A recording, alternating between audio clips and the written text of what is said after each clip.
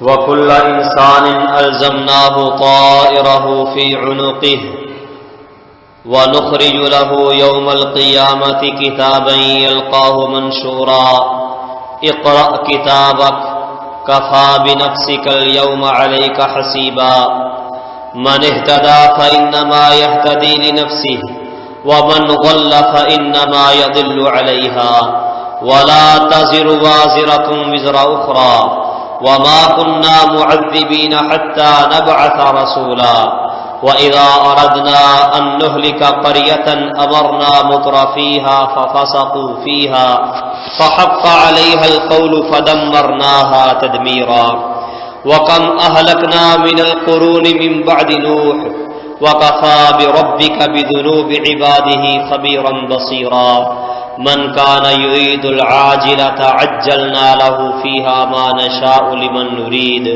ثم جعلنا له جهنم يصلاها مذموما مدحورا ومن أراد الآخرة وسعى لها سعيها وهو مؤمن فأولئك كان سعيهم مشكورا كلا نمد هؤلاء وهؤلاء من عطاء ربك وما كان عطاء ربك محذورا انظر كيف فضلنا بعضهم على بعض وللآخرة أكبر درجات وأكبر تفضيلا.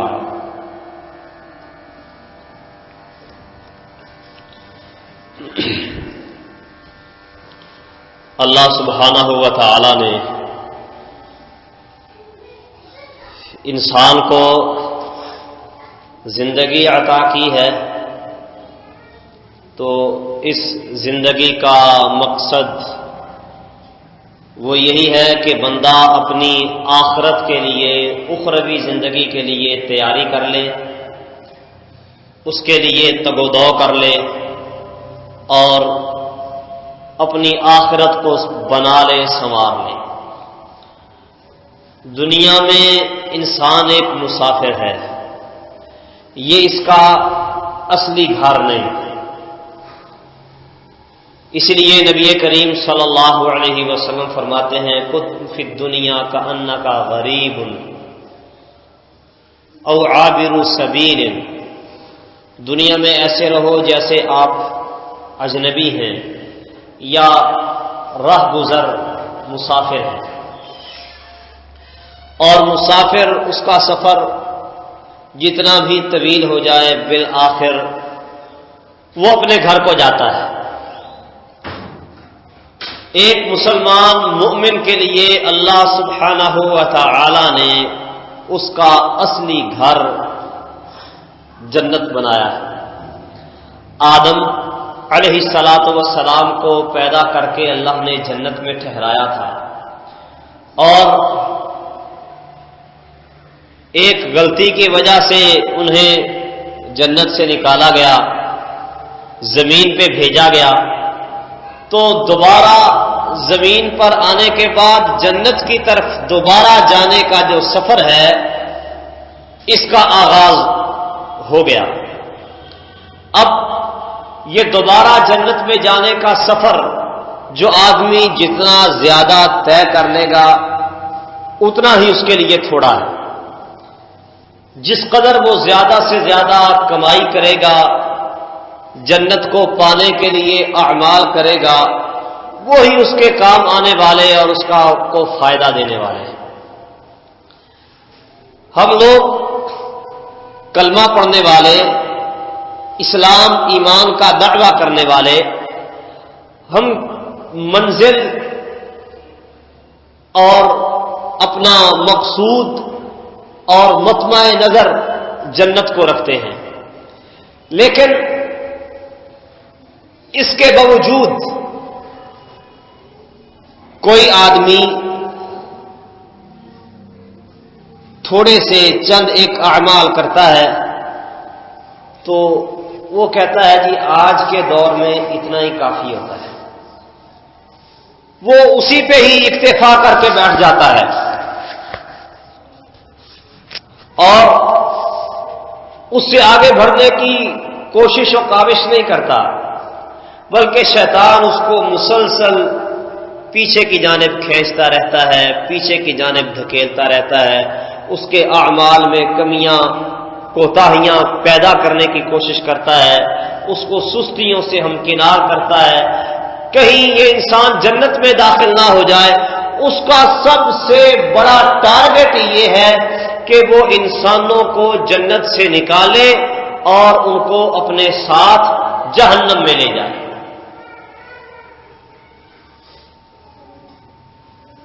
آدم کو اللہ رب العالمین نے جنت سے نکالا اور کہا میری طرف سے ہدایت رہنمائی آئے گی، جو اس کی پیروی کرے گا اس پر قیامت کے دن کوئی خوف نہیں ہوگا، کوئی غم نہیں ہوگا، یہ جنتوں کے مالک بنیں گے، اپنے اصلی گھر کی طرف لوٹ آئے گے۔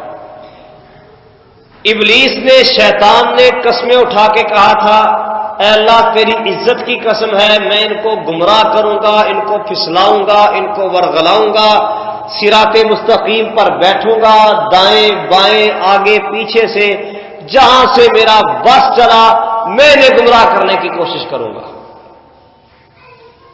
تو اللہ سبحانہ و تعالی نے فرمایا تھا کہ جو بھی تیری اطاعت کرے گا میں تیرے اور ان لوگوں کے ساتھ جہنم کو بھر دوں گا۔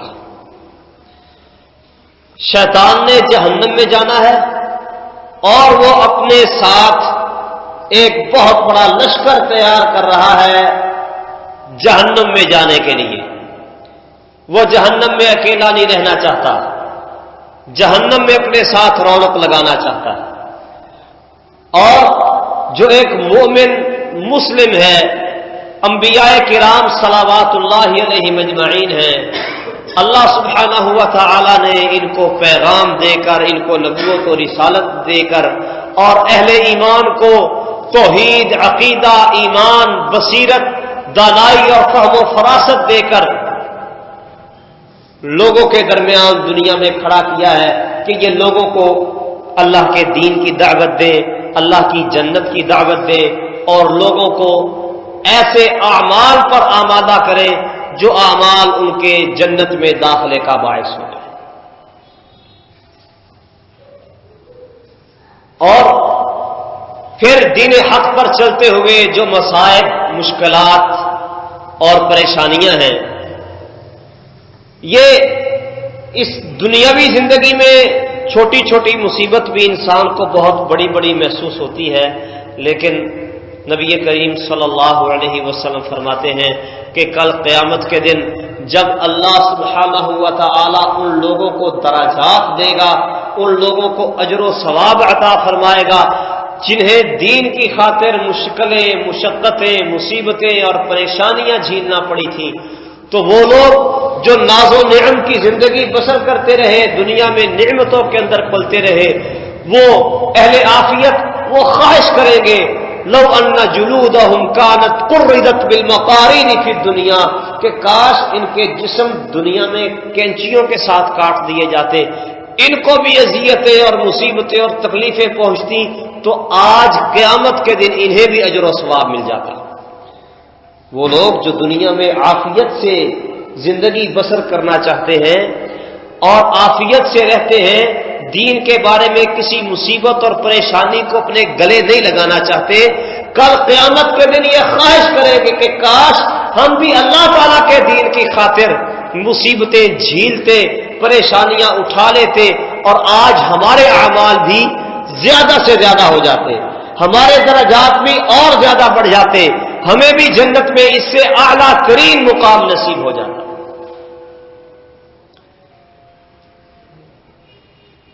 تو دنیا یہ آخرت کے لیے اعمال کرنے کی جگہ ہے، آخرت کے لیے درجات حاصل کرنے کا ایک موقع ہے جو اللہ سبحانہ و تعالی نے ایک بندے کو دیا ہے۔ لیکن ہمارے ہاں معاملہ کچھ اور نظر آتا ہے۔ آخرت کا راہی جس کا آخرت پر یقین ہے، ایمان ہے کہ میں نے اللہ رب العالمین کے سامنے کھڑے ہو کر حساب دینا ہے، قیامت قائم ہوگی اور پھر اللہ تعالیٰ جنت یا جہنم کا فیصلہ سنائیں گے. اپنے آپ کو مسلمان کہلوانے والا یہ آخرت کا راہی بس صرف دنیا کا ہی مسافر بنا ہوا ہے. اس کی خواہش، کوشش و کاوش کیا ہے؟ بس مال آنا چاہیے، پیسہ آنا چاہیے، جہاں سے بھی آ جائے پیسہ آ جائے، مال و دولت کا معلوم، طریقہ کار جو مرضی ہو، حلال ذریعہ ہے یا حرام ذریعہ ہے، کاروبار شروع کرنے سے پہلے نہیں سوچنا، نہیں پوچھنا. اور پھر جب وہ کاروبار شروع کر دیا اس کے بعد کبھی کسی مولوی صاحب نے کسی خطبے میں، کسی درس میں، کسی وعظ میں وہ بتا دیا، پوائنٹ آؤٹ کر دیا کہ اس طرح کا جو کاروبار ہے یہ حرام ہے، ناجائز ہے. پھر کیا کرے گا؟ اب ایسے مولوی تلاش کرے گا جو اس مسئلے کو گہرائی کے ساتھ سمجھنے والے نہیں، یا پھر دنیاوی منفعت اور لالچ میں وہ اس کے جواز کا فتویٰ دینے والے ہیں، بجائے اس کے کہ ایک مشکوک کام کو چھوڑ دے وہ پھر اس کے جواز کے لیے فتوے تلاش کرتا پھرے گا. اب آپ دیکھ لیں یہ جتنے بھی اسلام کے نام پر بینک بنے ہوئے ہیں، یہود و نصارہ سے پوچھ لو کہ جی یہ ان کی تھیوری ہے اسلامک بینکنگ میں، وہ سر پکڑ کے بیٹھ جاتے ہیں، اوہ یہ اسلامک بینکنگ مور دین 30%، یہ سود کھانے والے 30% سے زائد یہ اسلامک، اور ہم 15-16% پہ رہ کے پھر بھی غیر اسلامی. سراسر سود ہے. لیکن جواز کے لیے ان تمام تر بینکوں نے فتوے لیے ہوئے ہیں. انشورنس اسلامی بینک کروا رہے ہیں، نام اس کا تبدیل کر دیا، نام تکافل رکھ دیا، کام وہی ہے. ایک دو سکے ذرا دائیں بائیں گھما دی کہ بندے کو جلدی سے سمجھ نہ آئے. فتوے ان کے پاس بھی موجود ہیں، اور جو آدمی تھوڑا سا غور کر کے اس کو سمجھتا ہے، اس کو یقین ہو جاتا ہے، واضح پتا چل جاتا ہے کہ جی یہ کام ناجائز ہے، لیکن اپنے دل کو طفل تسلی کیا دیتا ہے، آخر ان کے پاس بھی تو فتوے موجود ہیں. نبی کریم صلی اللہ علیہ وسلم سے پوچھا تھا کسی نے نیکی اور بدی کے بارے میں بتائیے، فرمایا نیکی کیا ہے؟ البر حسن الخلق، اچھا اخلاق یہ نیکی ہے. اور برائی کیا ہے؟ ما حاک فی صدرک وکرہت یطلع الناس علیہا، برائی وہ ہے جو تیرے دل کے اندر کھٹک جائے اور تو ناپسند کرے کہ میرے اس کام کا لوگوں کو پتا چلے.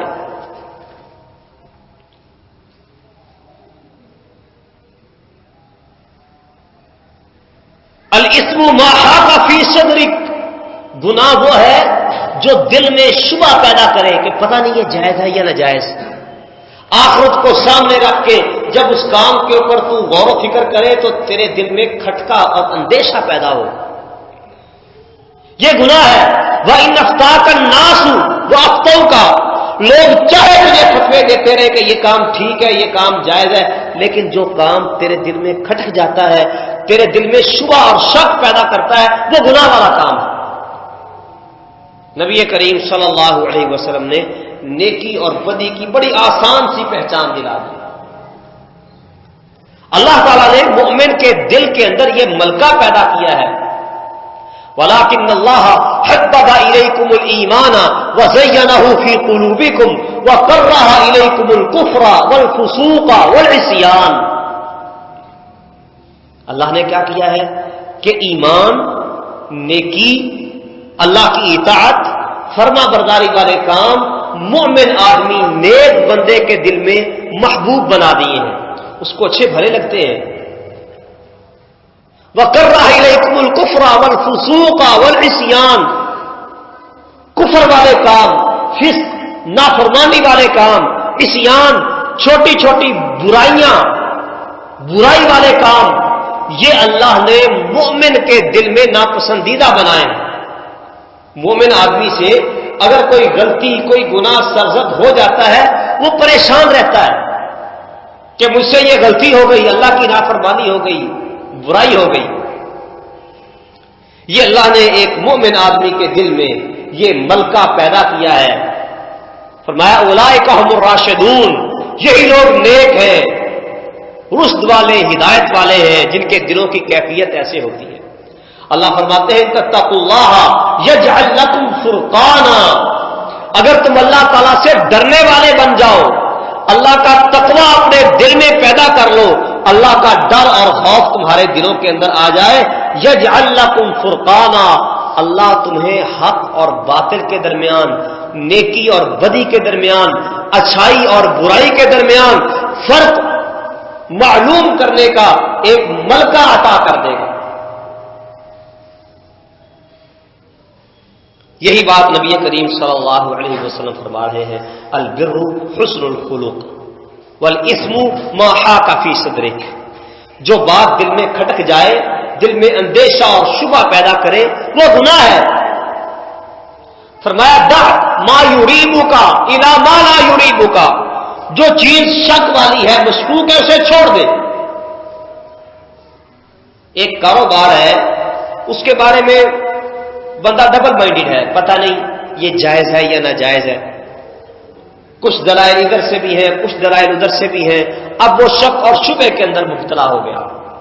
فرمایا دع ما یریبک، جو چیز تجھے ریب اور شک کے اندر مبتلا کرتی ہے اسے چھوڑ دے، الی ما لا یریبک، اور وہ کام اختیار کا جس میں تجھے رتی بھی شک نہیں ہے، وہ کام کرو جس پر یقین ہے، پختہ اعتماد ہے، کسی قسم کا کوئی ڈاؤٹ نہیں ہے، وہ کام کرو، اور جو کام شک والا ہے اس کو چھوڑ دو، چاہے شک اس میں زیادہ ہے چاہے کم ہے، جو مشکوک ہو گیا وہ مشکوک ہے۔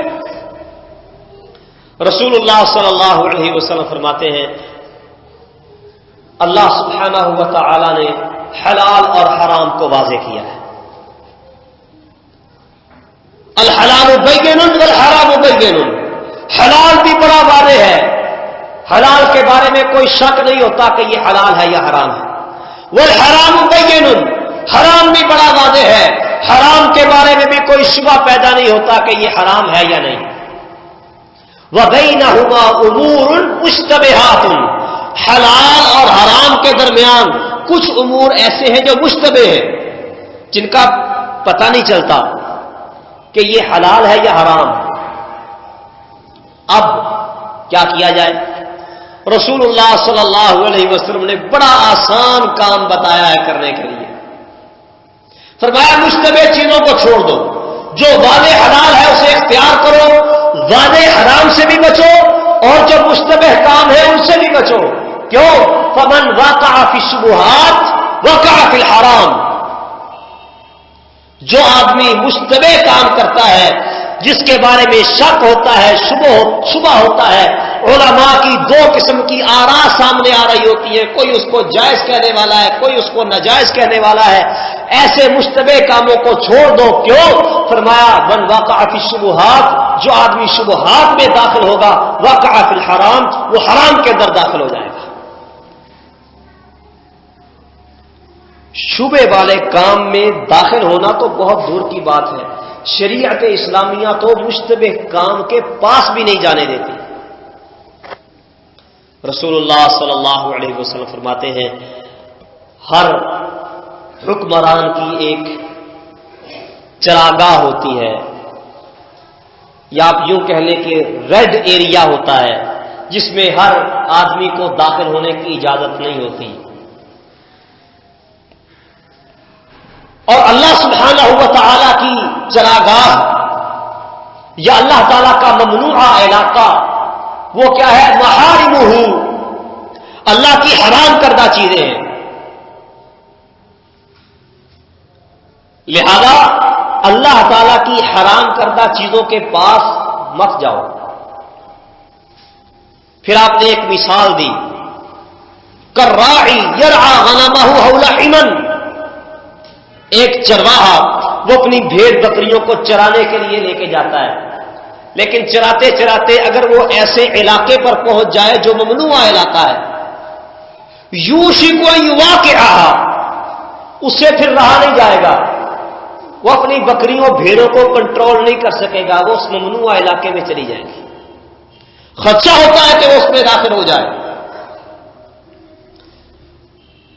لہذا جو کام اللہ نے ناجائز قرار دیے ہیں، شریعت نے جن کاموں سے منع کیا ہے، ان کاموں سے بچے اور ان سے اتنا دور رہے کہ کبھی ان میں غلطی سے داخل ہونے کا اندیشہ بھی نہ ہو۔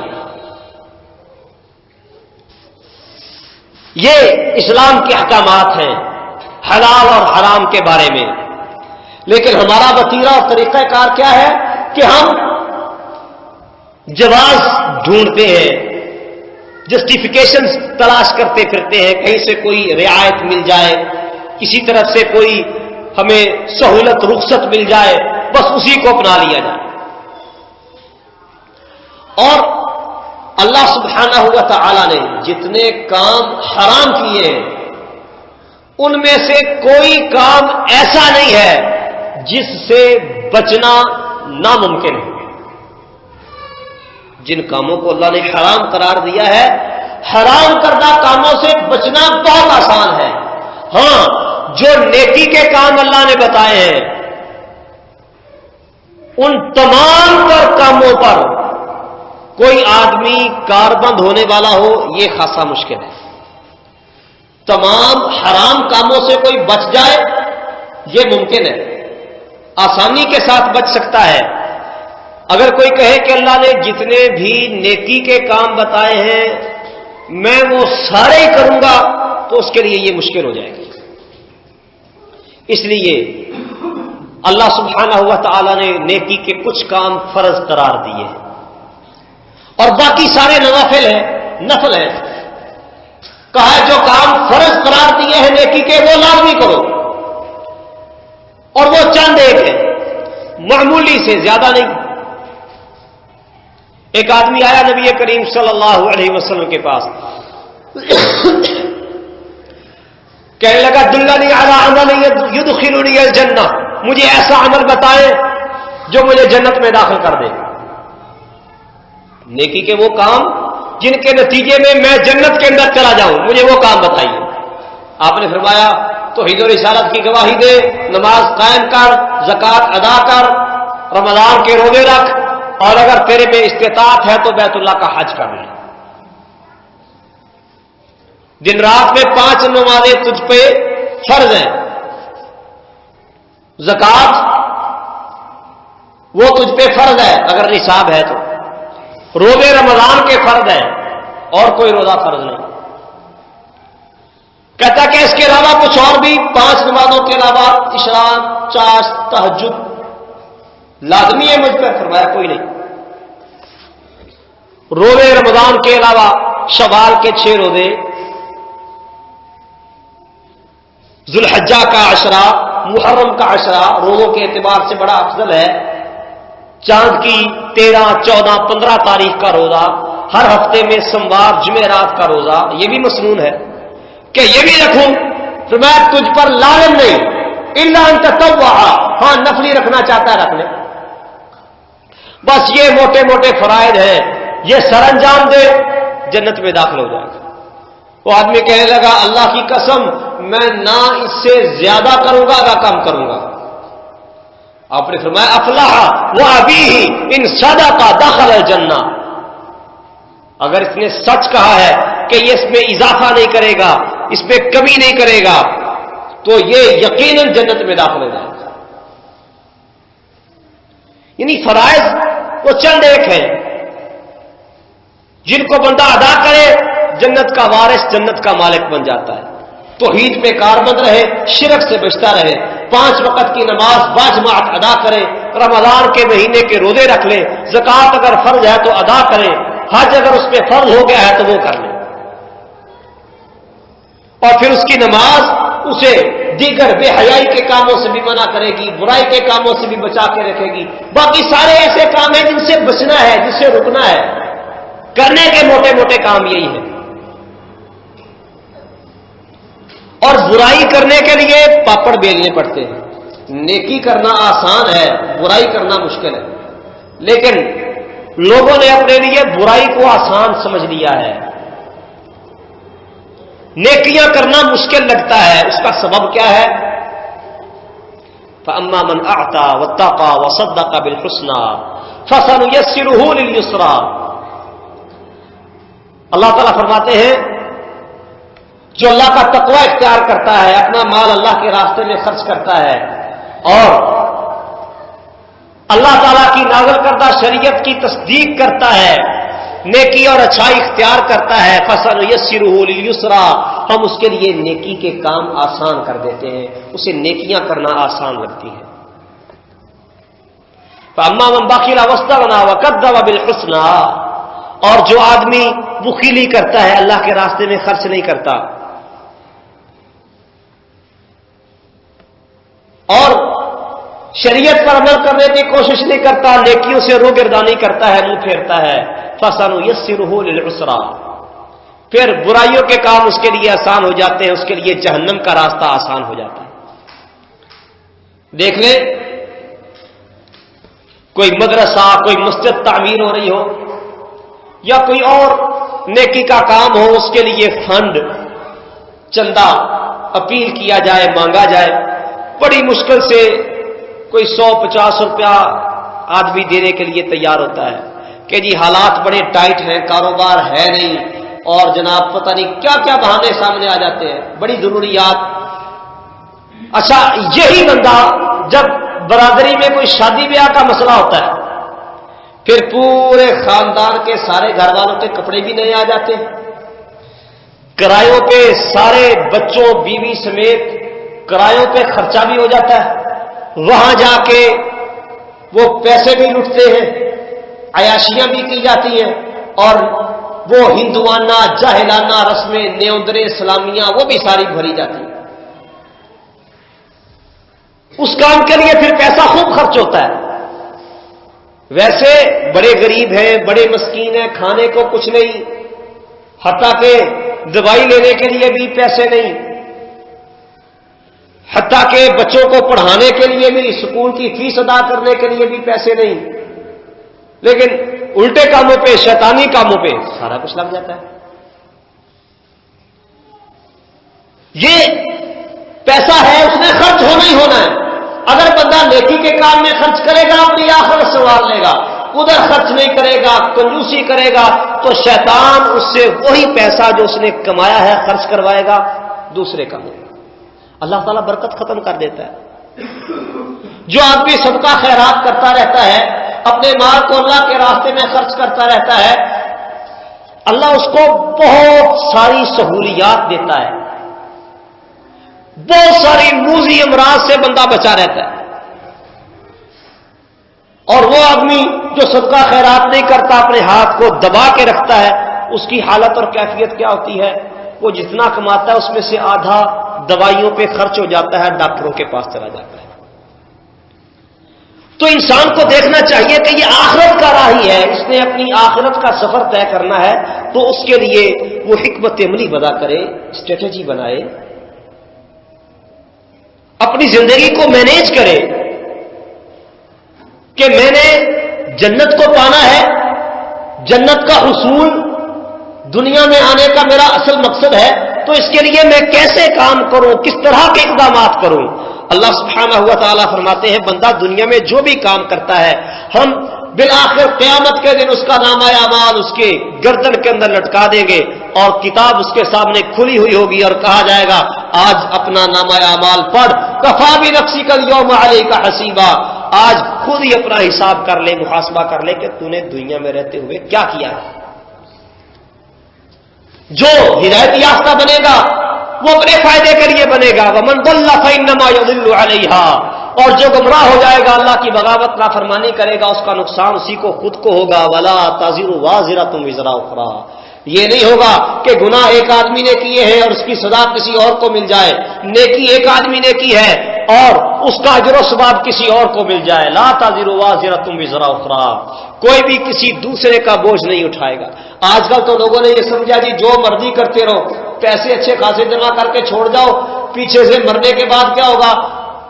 وارثوں کو بھی اچھا خاصا مل جائے گا، اور یہ وارث کیا کریں گے؟ مدرسے میں جائیں گے، مولوی صاحب کو کوئی 1500 کا نوٹ دکھائیں گے، وہ 600 بچہ پیچھے بھیج دے گا، 600 بار قرآن پڑھ کے اور بخش کے بلٹی کر دیا جائے گا اور مردہ بخشا جائے گا۔ لا تزر وازرۃ وزر اخرى، قرآن جس نے پڑھا اس کا ثواب اسی کو ملے گا، دوسرے کو نہیں ملے گا۔ ہاں اگر اس نے نیکی میں یہ کام کیا ہے کہ اس نے بچوں کو قرآن پڑھایا ہے، قرآن کی تعلیم دلوائی ہے، وہ اس کو بخشے چاہے نہ بخشے، جب بھی وہ قرآن کھول کے پڑھے گا، زبانی پڑھے گا، پڑھانے والے کو ساتھ ساتھ ثواب ملتا جائے گا۔ یہ اس کا عمل ہے، اس کے عمل کا عوض اس کو ملے گا۔ لیکن عمل کیا کوئی نہیں، پیسوں کے ساتھ نیکیاں نہ دنیا میں خریدی جا سکتی ہیں نہ آخرت میں خریدی جا سکتی ہیں۔ لا تزر وازرۃ وزر اخرى وما كنا معذبین حتى نبعث رسولا، اور فرمایا ہم کسی کو عذاب اس وقت تک نہیں دیتے جب تک ہم ان میں ڈرانے والا رسول اور نبی نہ بھیج دیں، اور جب ہم کسی بستی کو ہلاک کرنا چاہتے ہیں تو پھر وہاں کے جو بڑے بڑے لوگ ہوتے ہیں ہم ان کو حکم دیتے ہیں، وہ زمین میں فسق، اللہ کی بغاوت اور نافرمانی کرنا شروع کر دیتے ہیں۔ جب زمین میں آباد بڑے بڑے لوگ، صاحب حیثیت لوگ، صاحب سلطہ لوگ، امراء، وڈیرے قسم کے لوگ جب یہ اللہ کی بغاوتیں اور نافرمانیاں کرتے ہیں، فحق علیہا القول فدمرناها تدمیرا، تو پھر اللہ کا فیصلہ آ جاتا ہے، وہ آبادی نیست و نابود ہو جاتی ہے، تباہ و برباد ہو جاتی ہے۔ وَكَمْ أَهْلَكْنَا مِنَ الْقُرُونِ مِنْ بَعْدِ نُوحٍ، نوح علیہ السلام کے بعد سے لے کے ہم نے کتنی ہی بستیوں کو ہلاک کر دیا ہے۔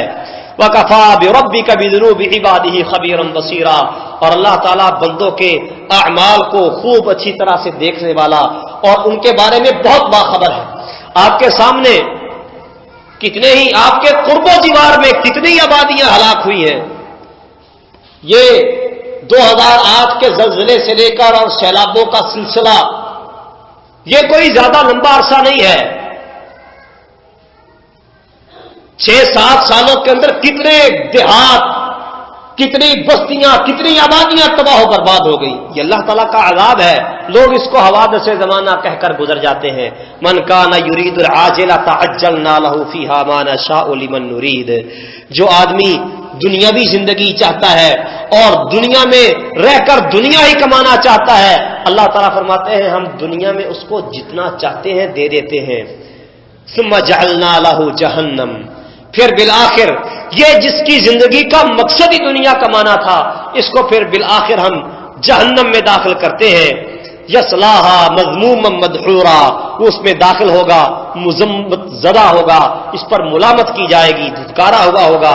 ومن اراد الاخرۃ وسعى لها سعيها، اور جو آخرت کو اپنا مطمع نظر بناتا ہے، دنیا کماتا ہے، کاروبار کرتا ہے، معیشت کو مستحکم کرتا ہے، لیکن مطمع نظر اس کا آخرت ہوتا ہے، وہ حلال و حرام کی تمیز کے ساتھ زندگی گزارتا ہے، وَهُوَ مُؤْمِنٌ، بندہ مومن ہو، فَأُولَٰئِكَ كَانَ سَعْيُهُمْ مَشْكُورًا، تو ان کی جو کوششیں، جو دنیا میں کیے ہوئے اعمال ہیں، یہ بڑے قدر کیے ہوئے ہیں، اللہ ان کی قدر کر کے ان کو بالآخر جنت میں داخل فرمائے گا۔ اللہ سبحانہ و تعالی سے دعا ہے کہ اللہ تعالی ہمیں بھی دنیا میں رہتے ہوئے اپنی آخرت کو سنوارنے اور آخرت کو بنانے کی فکر عطا فرما دے، اور پھر اس فکر کو بروئے کار لاتے ہوئے آخرت کے لیے عمل کرنے کی توفیق دے۔ وما علیہ الا البلاغ۔